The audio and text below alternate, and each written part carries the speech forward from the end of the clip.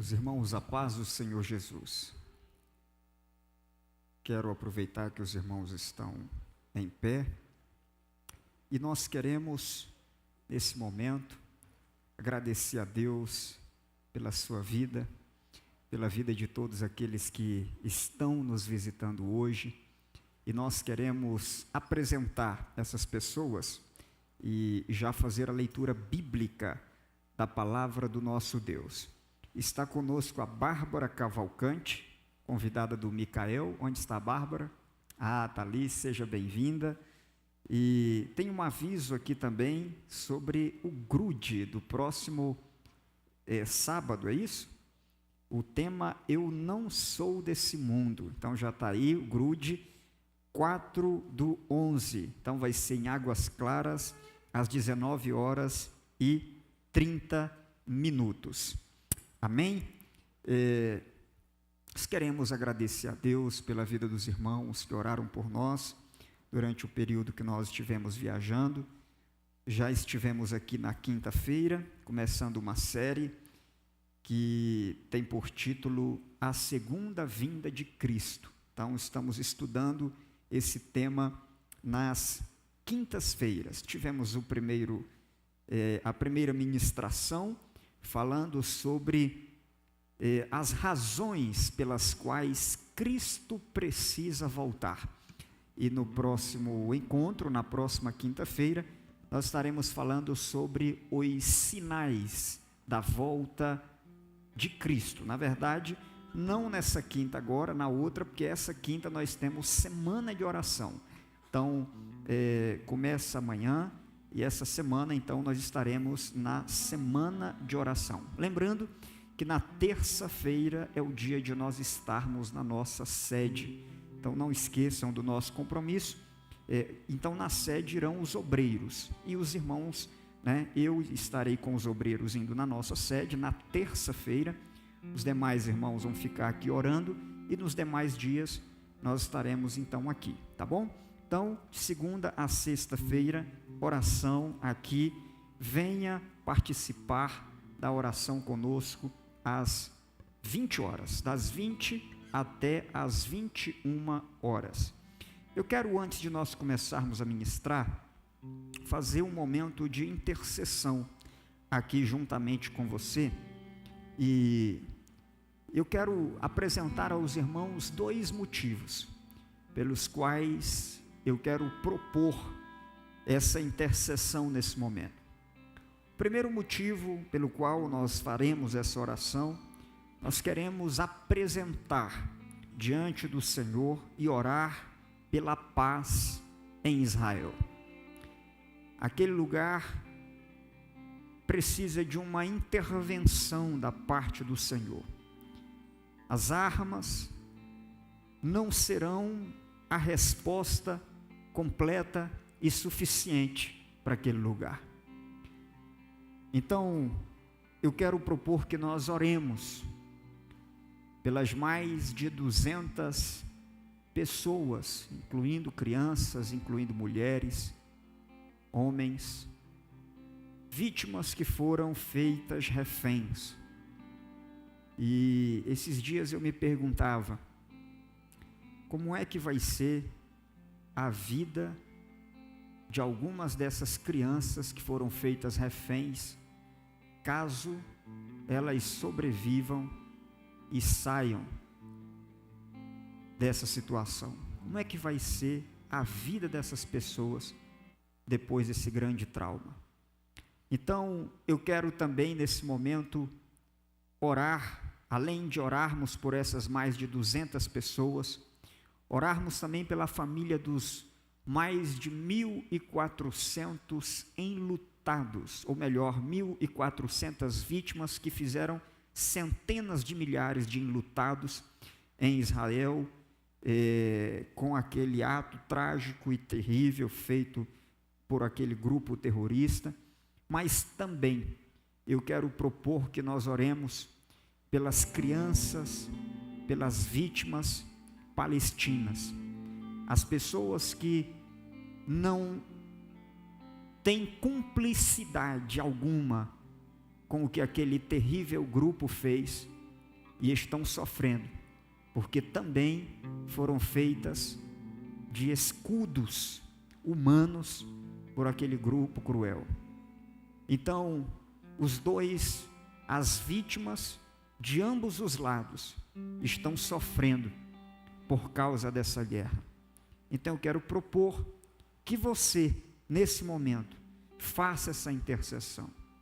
Meus irmãos, intercessão é um pouco mais do que oração.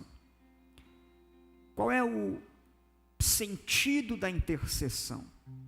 A intercessão é quando eu me identifico de tal maneira com uma causa que ela se torna, no momento da intercessão, como se fosse minha.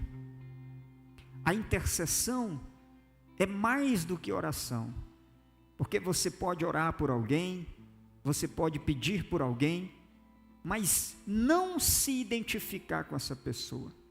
A intercessão é um pouco mais. A intercessão é quando nós nos colocamos, ou pelo menos tentamos imaginar como seria se nós estivéssemos no lugar de necessidade dessa pessoa por quem nós oramos. O segundo motivo pelo qual eu quero apresentar e propor que nós façamos essa oração, eu quero propor aqui, quero chamar aqui também o irmão Eliseu, juntamente com a sua esposa. Nós queremos orar pelo seu filho. Então, os irmãos, alguns já sabem, têm acompanhado, têm orado. O filho do Eliseu está internado numa clínica, numa casa de recuperação e precisa, das nossas orações. E nós queremos nos identificar com esta causa. E nesse momento, orar como se tal causa fosse nossa, como é de fato. Então eu quero orar juntamente com você. Eu quero que você feche os seus olhos agora. E nós queremos apresentar essas duas situações. Quero aproveitar nessa ocasião também para nós orarmos pela saúde da irmã Dalvinha. Vamos orar pela sua saúde, minha querida, tá bom? Para que o Eterno esteja lhe fortalecendo, tá bem? Então vamos nesse momento orar por essas causas que nós apresentamos aqui. Feche seus olhos. Pai, estamos em Tua presença, Senhor, e queremos orar apresentando a Ti aquele pequenino pedacinho de terra, mas especialmente os milhões de pessoas que estão sofrendo naquele lugar. Pai, quero apresentar a Ti aquelas pessoas que foram, meu Pai querido, raptadas e foram feitas reféns daquele grupo cruel, daquele grupo maldoso, daquele grupo, meu Pai querido, que trata as vidas humanas com tanta crueldade. Pai, eu quero Te pedir, ó Deus, que o Senhor esteja com cada uma daquelas vidas, e que o Senhor as poupe, que o Senhor as proteja, que o Senhor as guarde, que seja possível o retorno daquelas pessoas para os seus lares. Pai, eu Te peço por aquelas famílias enlutadas, tanto do lado palestino, quanto também do lado israelense, que perderam crianças, que perderam, papai querido, seus familiares inocentes, ó Deus querido, naquela guerra. Pai amado, Pai querido, eu Te peço, ó Deus querido, que esteja com os Teus olhos voltados para aquele lugar, a fim de que, ó Deus, Tu possas proporcionar e estabelecer a paz. Tu és o príncipe da paz.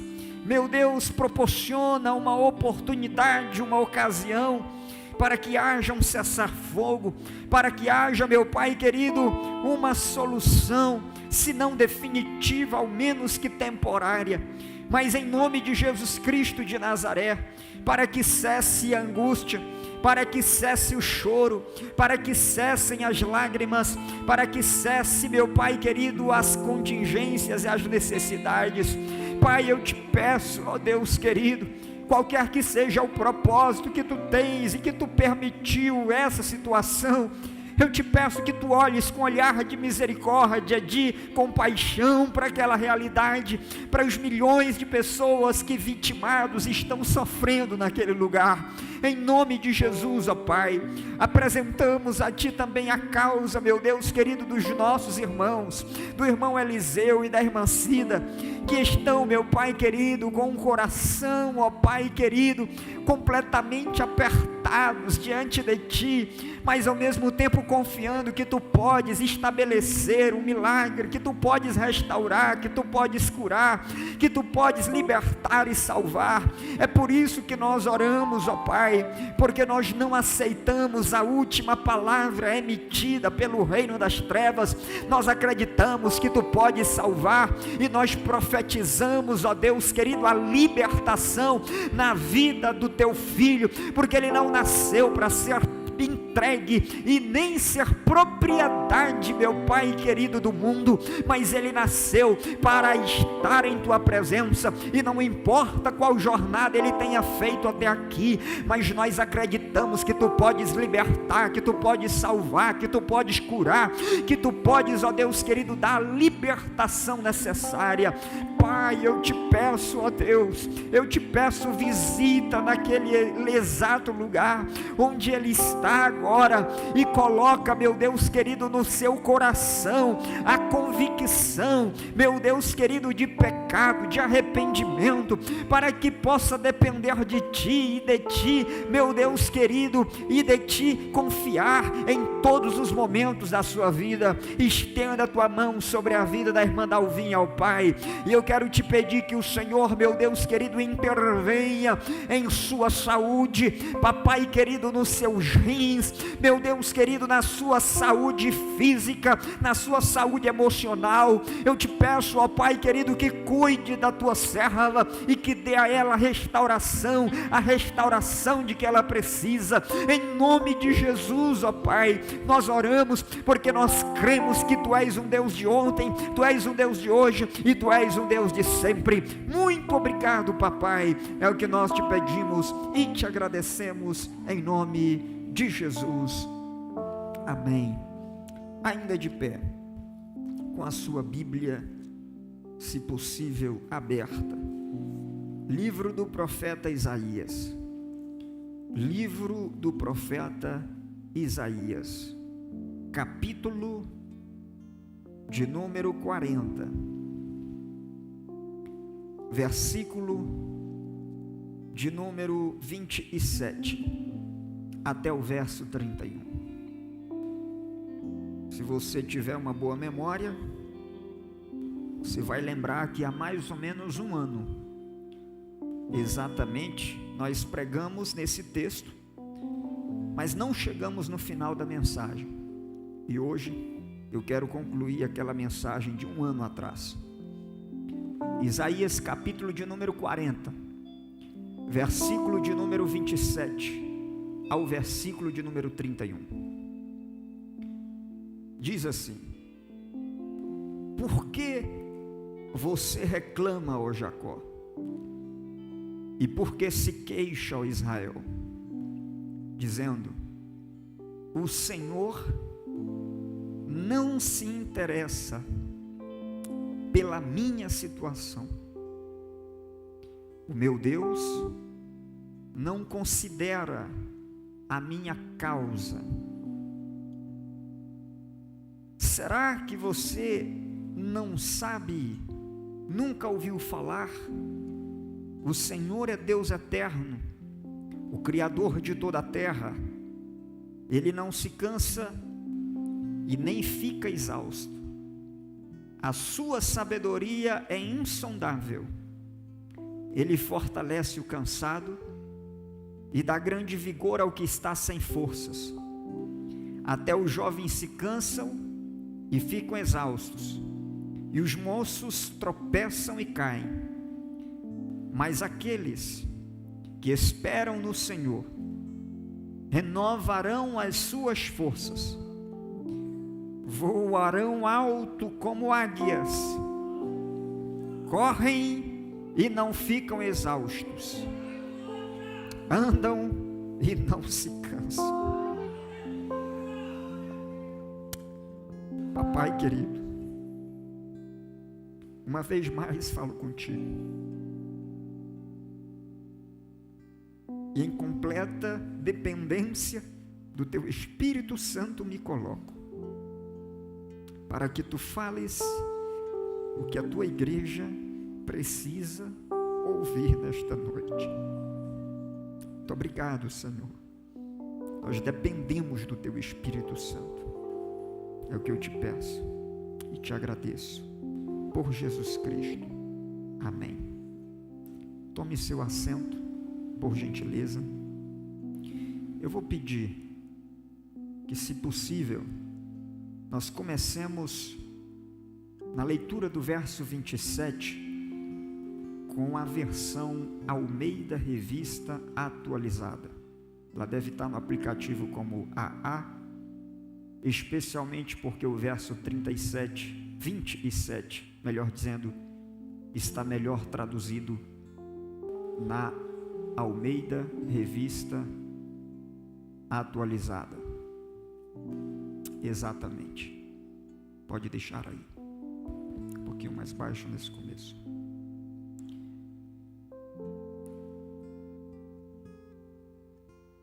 Por que dizeis, ó Jacó, e falas, ó Israel, o meu caminho está encoberto ao Senhor, e o meu direito passa despercebido ao meu Deus. Esse verso, meus irmãos, apresenta duas questões que podem representar as duas questões ou as duas perguntas que qualquer pessoa, num momento de angústia, de aflição, de expectativa, quando aguarda um milagre, pode fazer. Essas perguntas não são primeiramente nossas, sem antes serem de Israel. Porque Israel foi quem fez essa queixa, que se resumem ou que se dividem em duas partes. A primeira parte: Deus não conhece, ou Deus não conhece a minha situação, ou Deus não conhece a minha aflição. Isso é dito na primeira frase, quando se diz: o meu caminho está encoberto ao Senhor. Isso quer dizer que numa outra tradução poderia ser entendido assim: o Senhor, ou o Senhor não ouve a minha oração, ou o Senhor não conhece a minha queixa,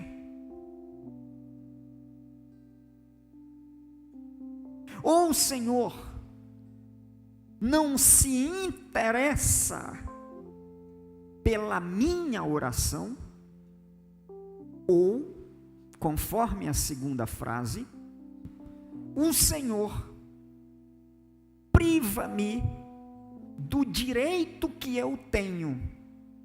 E a Revista Atualizada, que é essa versão, diz: o meu direito passa despercebido.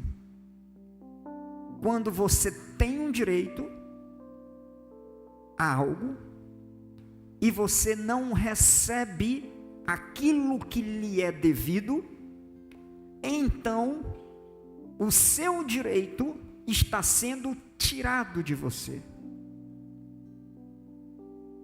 Quem está fazendo essa oração está num momento de angústia, de aflição, e chega ao ponto de dizer: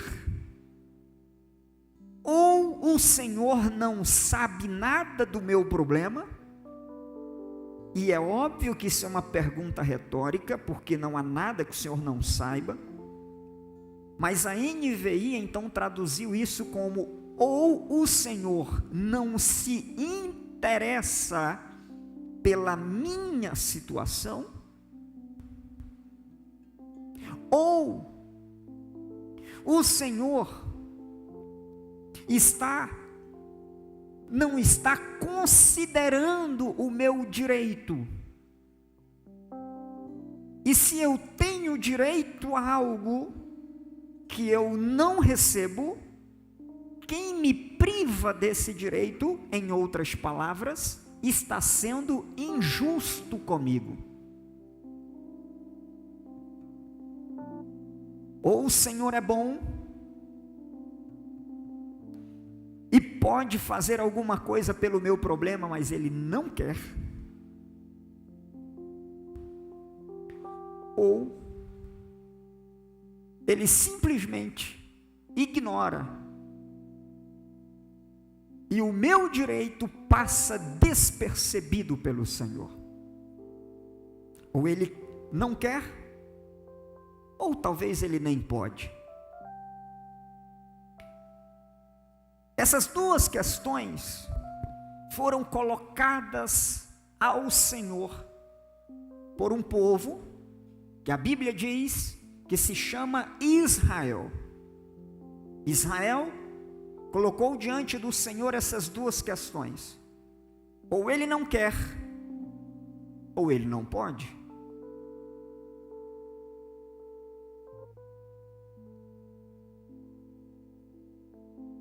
O capítulo 40 do livro de Isaías é o primeiro capítulo de uma nova história do povo de Israel. Eu vou repetir. O livro de Isaías está dividido em duas partes. A primeira parte vai do capítulo 1 até o capítulo 39. Depois, do capítulo 40 até o final, que é o capítulo 66, você tem a segunda parte do livro. Então deixe-me resumir para você. Essas duas partes têm sido chamadas de dois livros. Livro 1, repita comigo, do 1 ao 39. Fala mais forte para você gravar. O livro de Isaías tem quantos capítulos? 66. A quantidade de livros da Bíblia. Quantos livros tem? Quantos capítulos tem o livro de Isaías? 66. O primeiro livro é considerado o livro 1 de Isaías, vai do capítulo 1 ao 39. É um livro de juízo. O segundo livro, que vai do 40 ao 66, é o livro de restauração. Primeiramente, entendamos muito rapidamente o primeiro livro. O primeiro livro tem um contexto.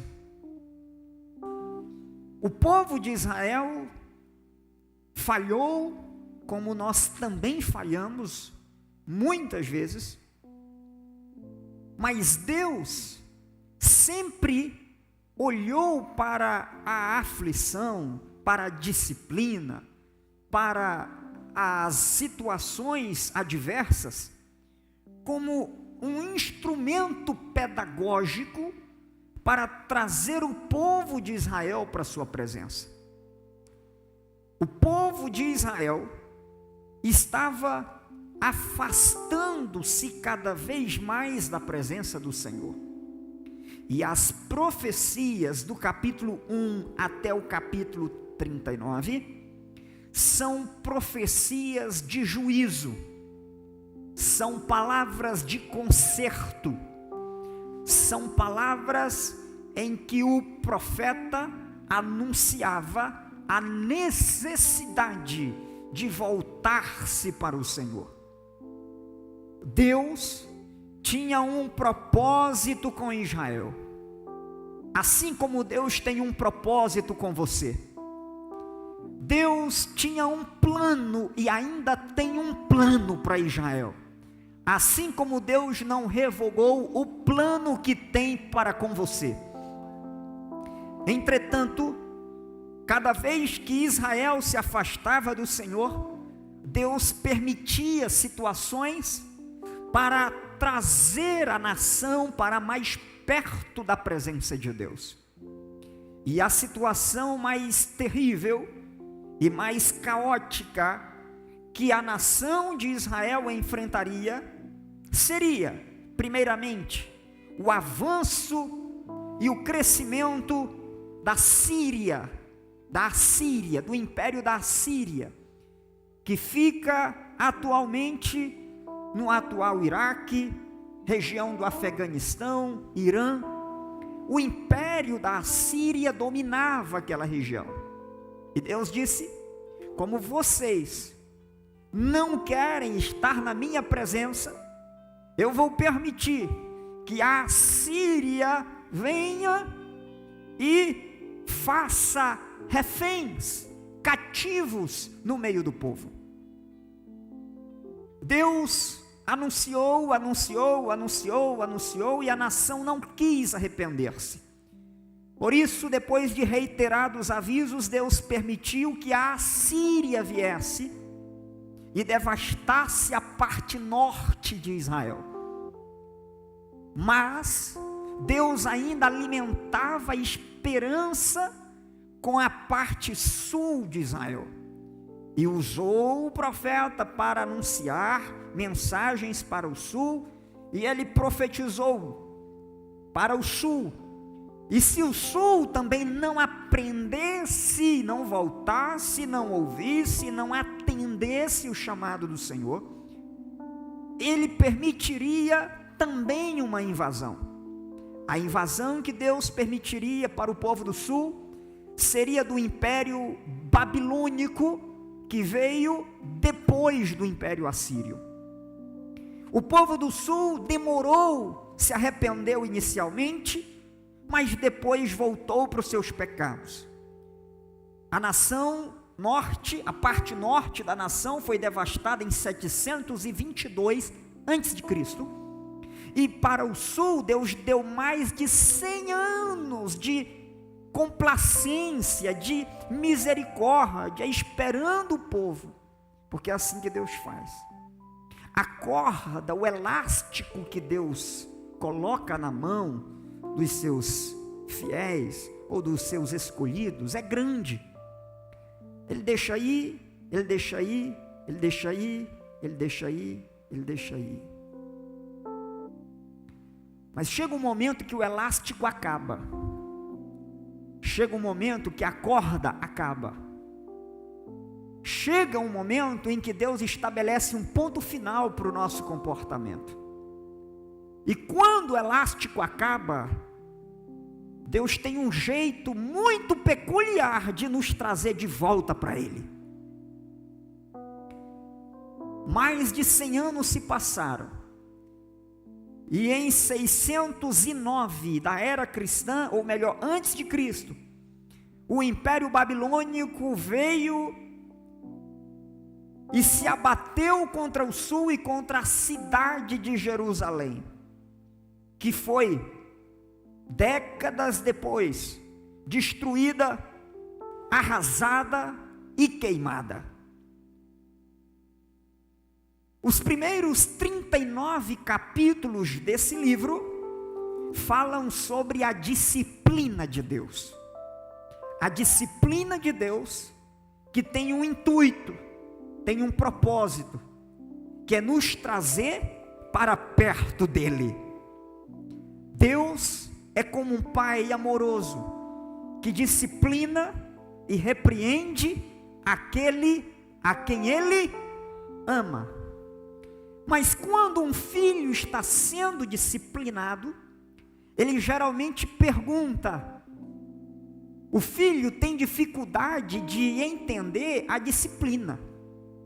Quem aqui lembra de alguma surra que tenha levado quando era criança? Certamente vai se lembrar, talvez, que você achava, e você não só achava, como você tinha certeza, naquele momento, que seu pai e sua mãe não te amavam. Parece não fazer sentido para nenhum ser humano o pai dizer assim: meu filho, eu estou te batendo porque eu te amo. A criança não consegue entender como é que ele está apanhando, e o pai está dizendo para ele. Para a criança é a maior incoerência que existe. É ele apanhar, é ele sentir a marca do cinturão no corpo, e ainda o pai escolher aquele momento para fazer uma declaração de amor. Para a criança, isso não faz o menor sentido. E a pergunta que uma criança faz, por sua limitação, no momento em que está sendo disciplinada, é se realmente Deus, ou se o pai a ama. A pergunta que nós fazemos, quando Deus não responde uma oração nossa, lá no fundo, às vezes nós não temos coragem de falar, mas a gente pergunta: será que Deus me ama? Lá no fundo, talvez a gente pense e não tenha coragem de dizer o que o povo de Israel, num dado momento, expressou. Ou Deus não quer, ou Deus é incapaz de agir. Para essas duas perguntas, o povo de Israel foi devastado na parte norte pelo Império Assírio, na parte sul pelos babilônios. Por 70 anos o povo de Jerusalém esteve em outra terra, foram levados cativos. Imagine, eles foram levados cativos como escravos, como reféns para a Babilônia, e eles não iriam voltar, como nós esperamos que essas 200 e poucas pessoas voltem. Deus disse para aquelas famílias, por meio do profeta Jeremias: vocês não irão voltar, porque está destinado 70 anos para que vocês fiquem na terra. Portanto, construam casas na Babilônia, casem-se aí, empreguem-se aí, trabalhem aí, porque vocês vão ficar 70 anos no cativeiro. Durante esses 70 anos, essas duas perguntas foram feitas, e o judeu orou ao Senhor: o meu caminho está encoberto ao Senhor. Deus não quer olhar para a minha situação, Deus não quer olhar para a minha causa, e o meu direito passa despercebido ao meu Deus. Mas eu disse para vocês que o livro de Isaías tem duas. O livro de Isaías tem duas, e a primeira parte vai do 1 ao 30 e a segunda parte vai do capítulo 40 em diante. E o capítulo que nós estamos ministrando é o capítulo 40. Este é o primeiro capítulo de uma nova história. Eu vou dizer de novo: este é o primeiro capítulo de uma nova história. E essa palavra não é apenas para Israel. Este é um novo capítulo de uma nova história na sua vida. Deus ainda tem um propósito, e Deus estava dizendo isso para Israel. Essas duas perguntas, ou Deus não quer, pergunta 1, ou Deus não pode, pergunta 2, são respondidas nesse primeiro capítulo, dos versículos 1 até o versículo de número 11, nós temos a resposta de Deus para a primeira pergunta: Deus não quer.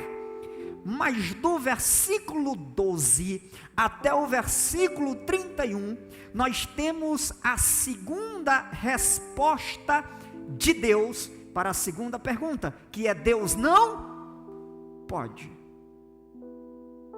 Para a primeira pergunta, Deus não quer. Então começa o versículo de número 1 do capítulo 40. Consolem o meu povo, encorajem Jerusalém, e anuncie que já foi colocado, que já cumpriu versículo 2, que já cumpriu o trabalho que lhe foi imposto, pagou por sua iniquidade, recebeu da mão do Senhor em dobro por todos os seus pecados. Uma voz clama no deserto: preparem um caminho para o Senhor. Versículo 4: todos os vales serão levantados, todos os montes e colinas serão aplainados. Verso 5: porque a glória do Senhor será revelada, e todos juntos verão que é o Senhor quem fala. Eu quero e eu vou fazer algo novo no meio de vocês. Eu quero fazer, é época em que eu quero fazer algo diferente. Então, para a primeira hipótese, ou Deus não quer, Deus está respondendo dos versos 1 ao verso de número 11: eu quero e eu farei.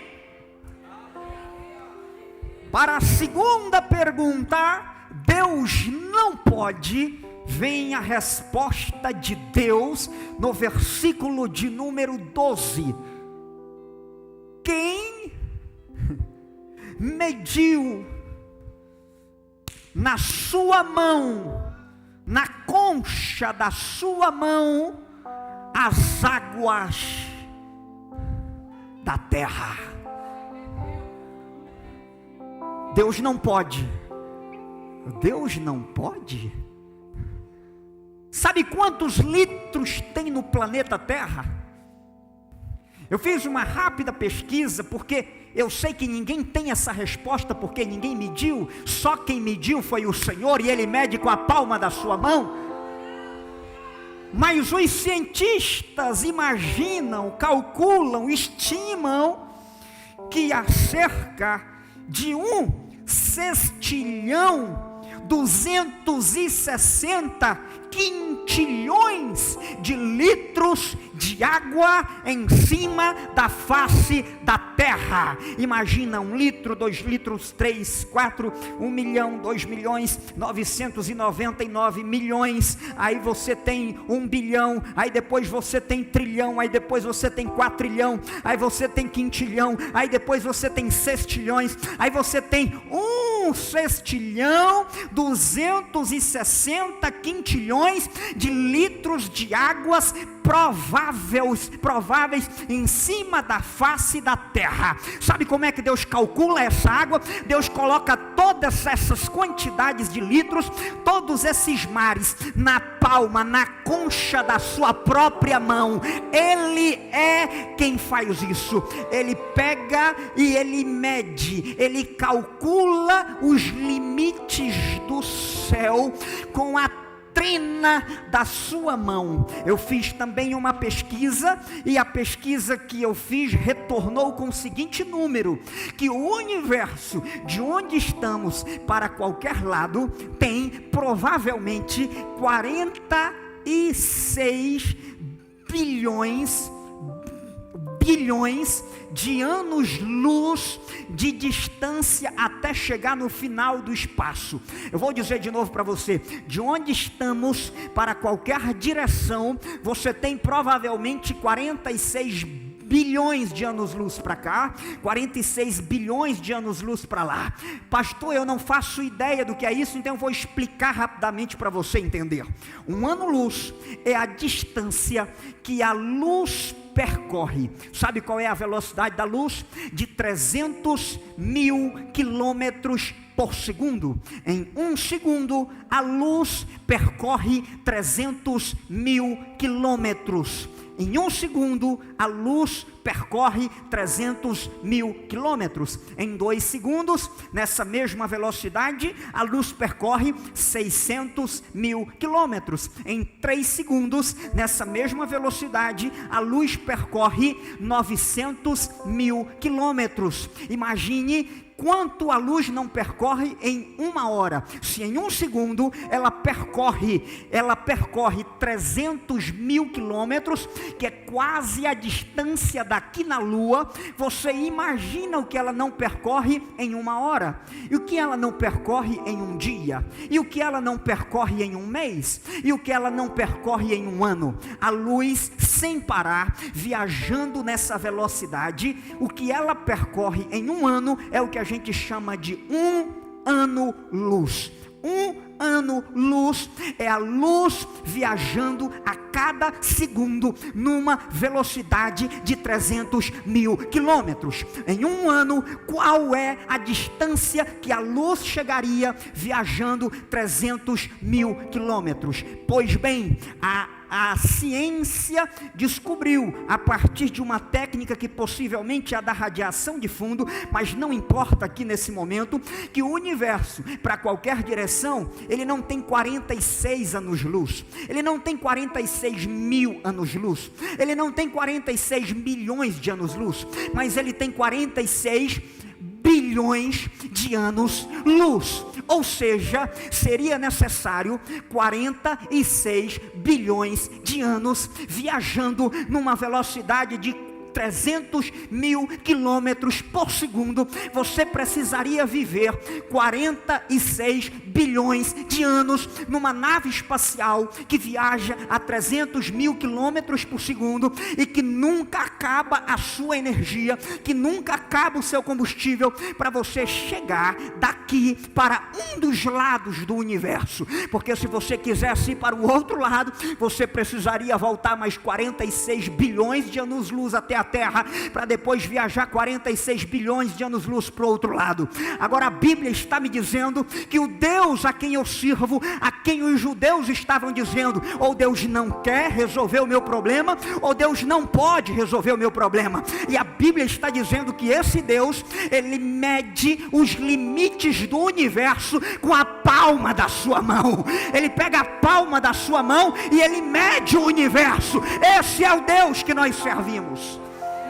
Eu vou deixar você adorar a Ele um pouquinho, eu vou deixar, porque você não faz ideia quem é o seu Deus, você não faz ideia qual é o Deus, qual é o tamanho do Deus que você serve.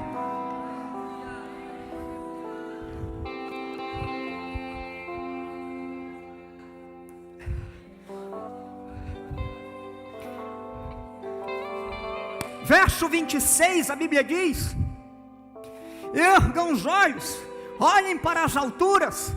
Quem criou tudo isso? Aquele que põe em marcha cada estrela do exército celestial. Não, você não entendeu isso aqui. E eu preciso explicar isso aqui para você. Os cientistas estimam que se você pegasse uma pinça e fosse contar os grãos de areia que existem em cima da terra, você chegaria a um número aproximado, estimado, de 7 quintilhões, 500 quatrilhões de grãos de areia em toda a terra.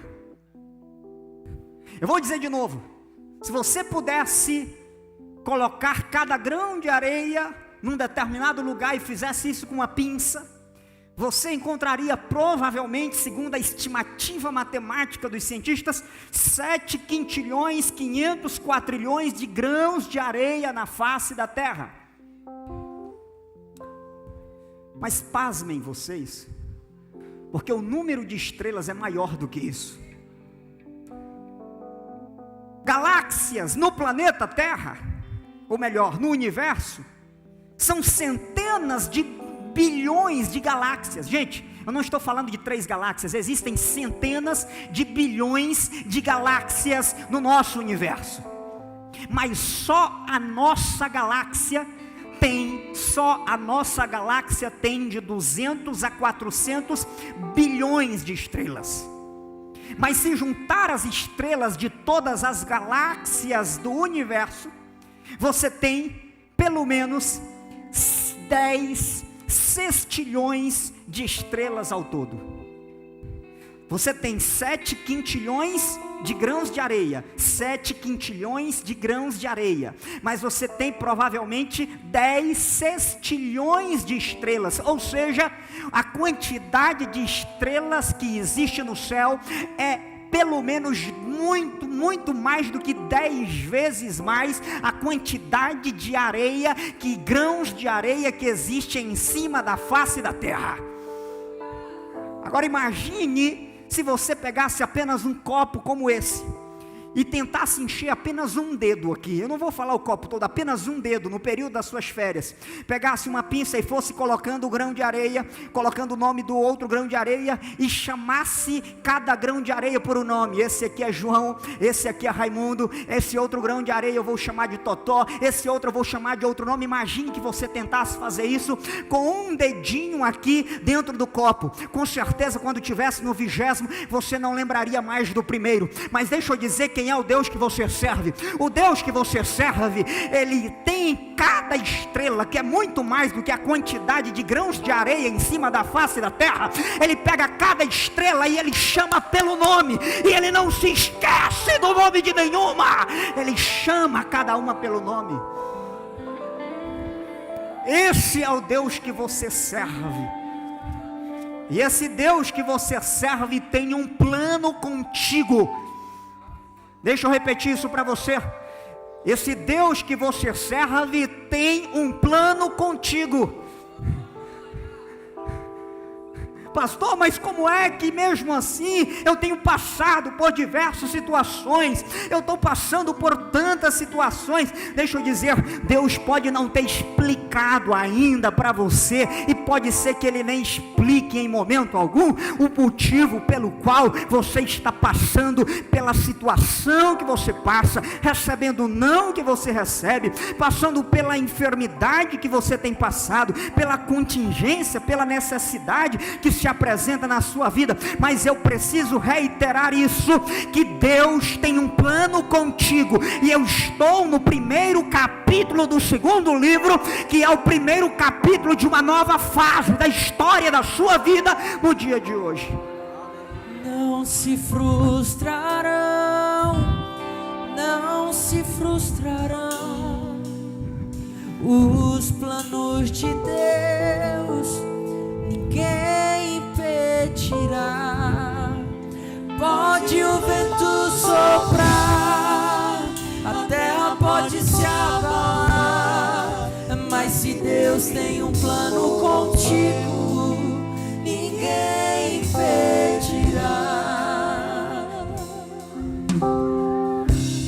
Bem sei eu que tudo podes, nenhum dos teus planos podem se frustrar. A vontade é tua, a minha vida em tuas mãos está. Nenhum dos teus planos podem se frustrar. Nenhum dos teus planos podem se frustrar.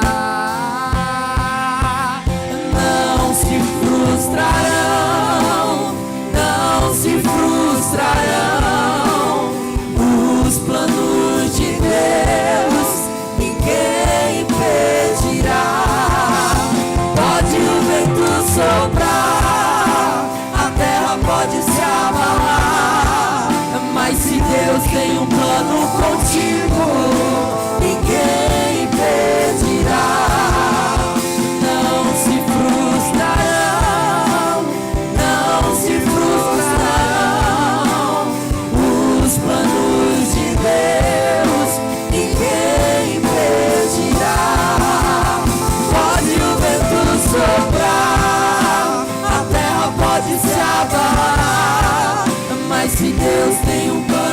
contigo, ninguém impedirá.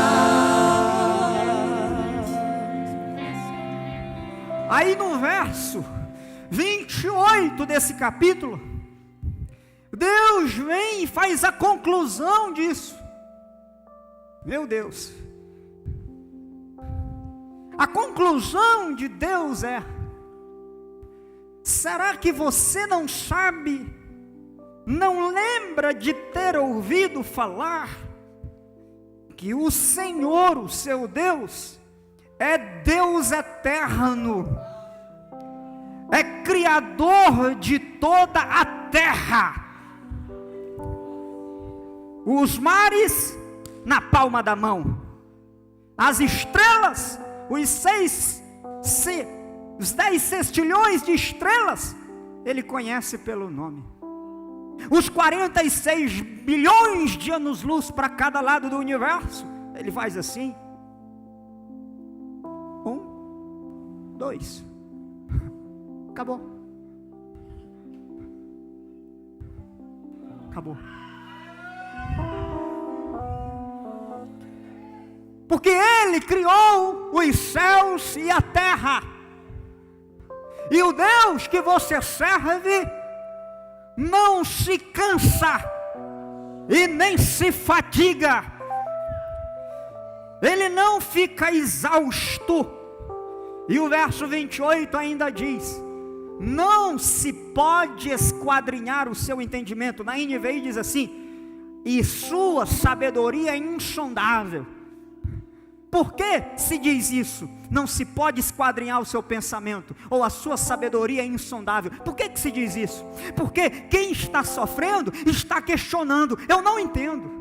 Eu não entendo, eu não entendo, eu não entendo. Por que não vem? Por que não acaba? Por que não finaliza? Por que não cura? Por que com os outros, mas não comigo? Eu não entendo, eu não entendo, eu não entendo. Mas aí Deus vem e diz: mesmo que você não entenda, não precisa se preocupar, porque tem uma mente que entende tudo. A sabedoria dessa mente é insondável. Ele entende, Ele cuida, Ele sabe, e você está na palma daquele que entende todas as coisas. A sua sabedoria é insondável. Ele fortalece o cansado. Meu Deus, será que eu vou chegar no verso 31? Vou ter que voltar daqui um ano nessa mensagem de novo. Ele fortalece o cansado, dá grande vigor ao que está sem forças. Até os jovens se cansam e ficam exaustos, os moços tropeçam e caem. Até aqui chegamos há um ano atrás. Que diante de Deus, diante do Senhor, quem depende de sua própria força, pode ser o jovem mais marombado que existe, pode ser o homem mais forte, a mulher mais fitness que existe, vai se cansar, vai se exaurir, vai tropeçar e vai cair. Porque o mais forte dos homens que existe ainda é feito de barro. Não há bateria que não termine, que não se esgote a sua energia. Não há força que não se esvaia. O segredo não é ter uma bateria que nunca descarrega. O segredo é ter sempre por perto uma fonte aonde recarregar. E o verso 31 diz que aqueles, a Bíblia hebraica tem uma tradução para esse texto que diz assim: aqueles cuja esperança está voltada para o eterno, sentirão sempre suas forças renovadas. A esperança é o cabo que conecta as suas baterias na fonte máxima de força e vigor para a sua vida. Quando você está sem força, quando você está exausto, quando você está cansado, existe uma coisa que pode te conectar com Deus, é a esperança. Em outras palavras, é a fé. E a fé nada mais é do que a dependência em Deus. Fé é abandonar-se nos braços de Deus. O que é fé? Fé é quando eu me abandono em Deus. Eu digo: Senhor, eu me abandono, eu vou parar de me cuidar sozinho e vou me entregar aos teus cuidados.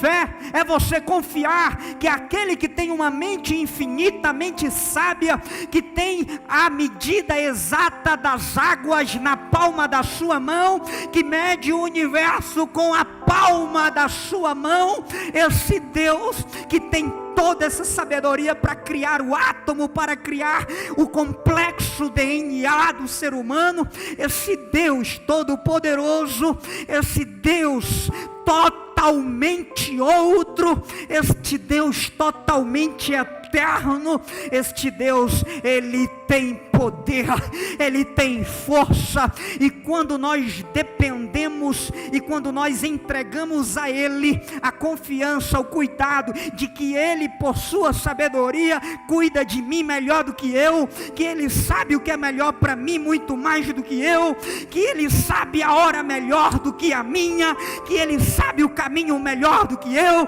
que Ele conhece todas as possibilidades e matemáticas, que Ele conhece o si de todas as condições. Esse Deus pode cuidar de você muito mais do que você pode cuidar da sua própria vida. Então não diga ao Senhor, nem pense, e muito menos duvide de que Ele não cuida de você, ou de que Ele, pela sua sabedoria, está lhe privando de um direito ou de algo que Ele não conhece. Não, Ele conhece tudo, e aqueles que confiam no Senhor podem até se cansar, podem até cair, podem até errar, podem até pecar, podem até duvidar, podem até questionar, podem até fraquejar, mas terão as suas forças renovadas. Por quê? Porque Ele é a fonte de toda restauração. Quando você estiver cansado, Ele vai te dar forças. Quando você estiver fraquejando, Ele vai te colocar, e Ele vai permitir que a sua vida esteja em pelo menos 3 patamares de possibilidades, sendo a primeira delas voando, a segunda dela correndo, e a terceira marchando. Eu vou dizer de novo: quem espera no Senhor vai ter na sua caminhada 3 possibilidades, 3 modos. Quem tem um carro novo aí sabe que quando você vai dirigir, o pessoal vai dizer assim para você: aqui é o modo de direção número 1, aqui é econômico. Aqui é o modo de direção número 2, aqui você aciona a turbina. Aqui é o modo de direção número 3, as marchas são trocadas com mais velocidade. Você tem um modo esportivo. Deixa eu dizer para você: quem confia no Senhor, quem espera no Senhor, além de ter as suas forças renovadas, tem 3 modos de possibilidade, 3 modos de andar, 3 modos de viver. O primeiro modo é voando como a águia, o segundo modo é correndo, e o terceiro modo é marchando. Deus tem isso para você. Então deixe-me lhes explicar o primeiro modo. Mas aqueles que esperam no Senhor renovam as suas forças, aleluia, voam alto como águias. O que a águia faz? A águia vem e disse que a águia, quando ela enfrenta, ela se depara com uma tempestade, com algo que ela não consegue mergulhar nela, porque a tempestade faz isso. A tempestade, onde ela está, daqui para baixo, ela prepondera, ela domina, ela ocupa o espaço, ela traz ventanias de ventos fortes. Aí a águia é o único pássaro que tem essa condição de fazer isso, por causa das suas grandes asas. A águia olha para a tempestade está acima dela, ela não consegue ir para frente, porque ela não consegue lidar com a tempestade, ela não consegue dar a volta, porque a tempestade é muito grande. A única forma de ela desviar da tempestade é voando acima da tempestade. A águia faz o seguinte, ela volta, aí ela agita as suas asas, e ela liga as suas turbinas nas suas asas, e ela começa a dar um voo rasante, ela começa a voar, a ascender, progredir, subir, e quando ela chega diante da tempestade, ela voa acima da tempestade. Os ventos que a tempestade possui, a águia usa esses ventos ao seu favor, e a águia é capaz de voar acima da tempestade. E tem momento na nossa vida, não é que você é melhor do que ninguém, não é que você é mais forte do que ninguém, mas é que Deus te dá a capacidade de voar acima desse luto, de voar acima desse desemprego, de voar acima dessa contingência e desse não. Aí as pessoas perguntam, mas como é que ele não para? Como é que ela não para? Como é que ela continua voando? Como é que todo mundo na mesma condição já teria parado? Como é que todo mundo na mesma condição já teria interrompido a sua caminhada? Qual é a diferença? De onde vem essa força? Essa força não vem de mim nem vem de você. Essa força vem daquele que é capaz de renovar a força de todo aquele que espera nele. Aqueles que esperam no Senhor renovam as suas forças e podem voar alto como águia.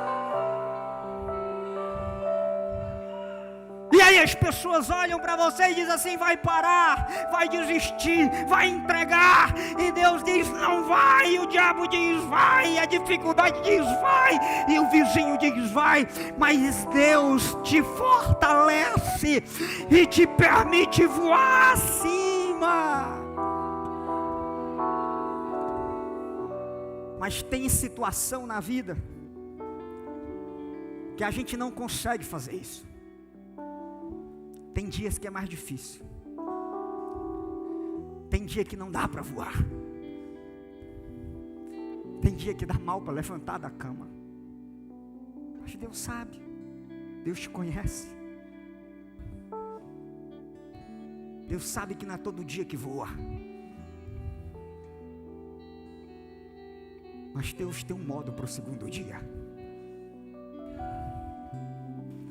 Quando não der para voar, se não der para decolar, fique com o pé no chão, mas não pare. Se não der para voar, ao menos corra. Porque quem espera no Senhor terá as suas forças renovadas. Pode deixar na tela o versículo. Correm e não ficam exaustos. A exaustão mata, ou ao menos faz você cair no chão. Um cavalo, se ele continuar correndo indefinidamente, uma hora ele fica exausto, ele cai no chão. E tem gente que passa por isso. Você é ser humano. Você não é uma máquina. Você pode sentir. Você pode chorar. E você pode também dizer: está doendo. E Deus não vai te castigar por isso. E quando você dobrar os seus joelhos e dizer: Senhor, eu não consigo voar, Ele vai te acolher e vai dizer: filha, tenta correr.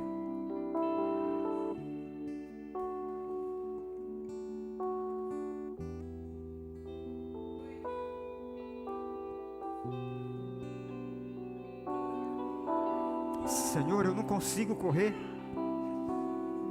Filha, tenta. Senhor, mas eu não tenho força.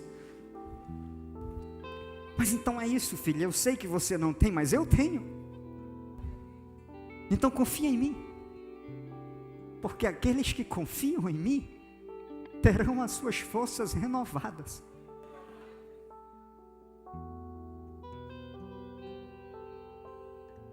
Senhor, mas eu não vou conseguir correr porque eu vou cair. Filha, filho, ei. O único lugar que você pode cair é no meu colo. Eu não vou deixar você cair no chão. Eu amparo aqueles que se abandonam nos meus braços.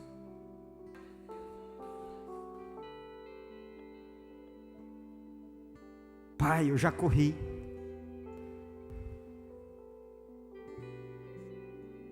E eu não aguento correr mais. Filha, filho. Então aciona o terceiro modo. Não dá para correr? Não. Dá para voar? Muito menos, Senhor. Hoje é um passo de cada vez. Mas não para.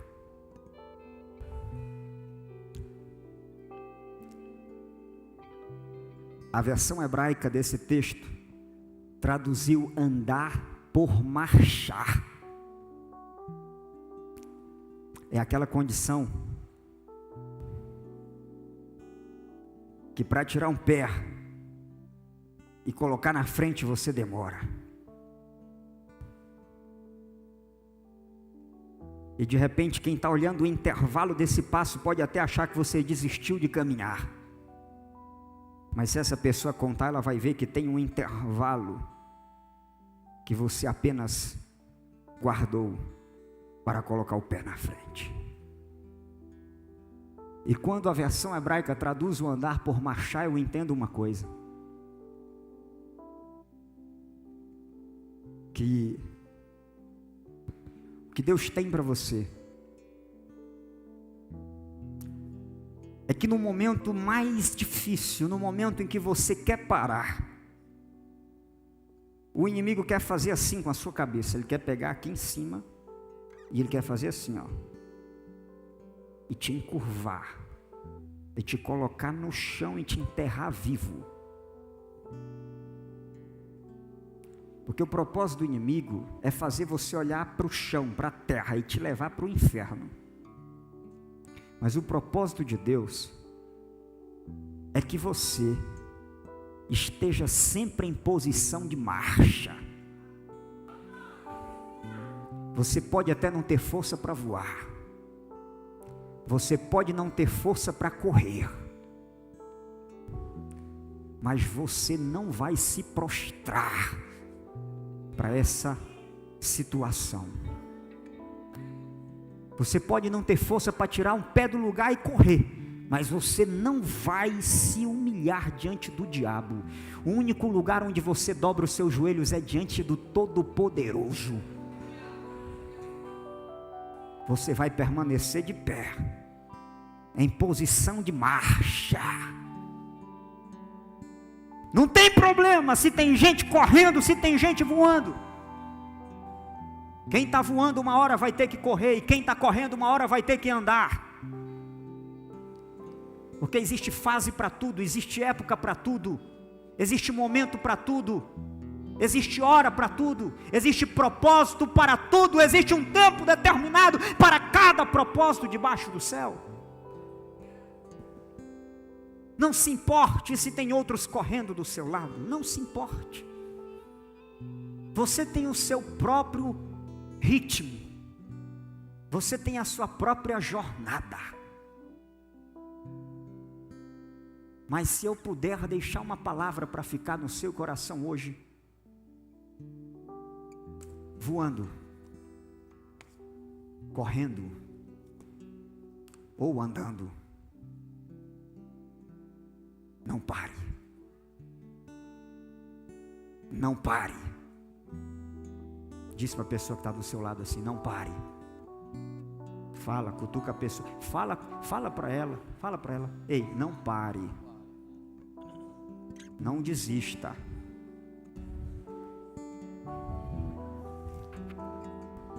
Não precisa levantar a mão.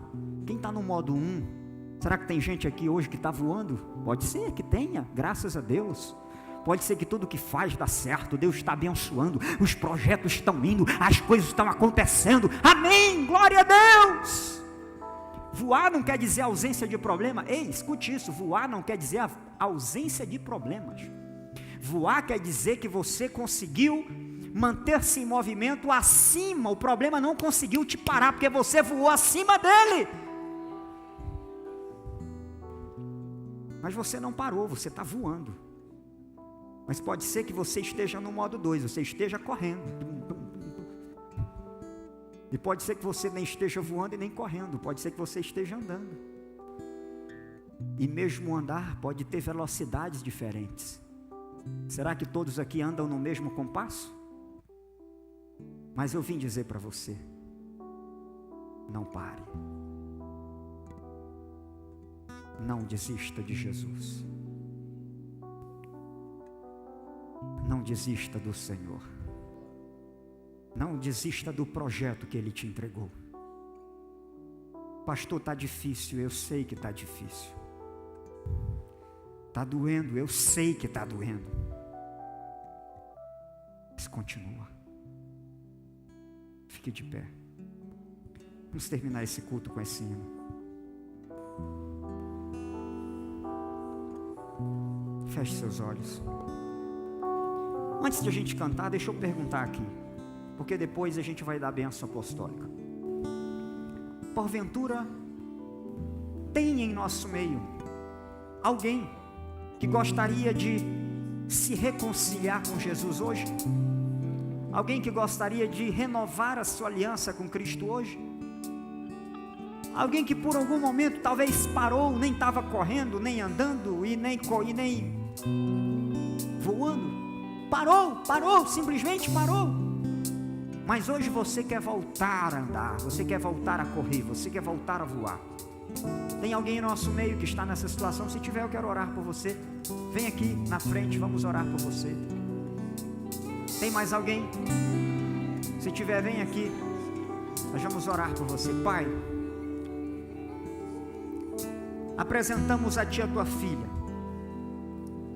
que está aqui, ó Pai, e nesse momento, entendendo a Tua palavra, quer reconciliar-se contigo. Restaura, meu Deus, a comunhão contigo. Restaura, Senhor, a comunhão contigo. Reescreva o nome no livro da vida. Por favor, ó Pai, apaga o passado, faz tudo novo. É o que nós te pedimos em nome de Jesus. Adore assim. Nós terminamos.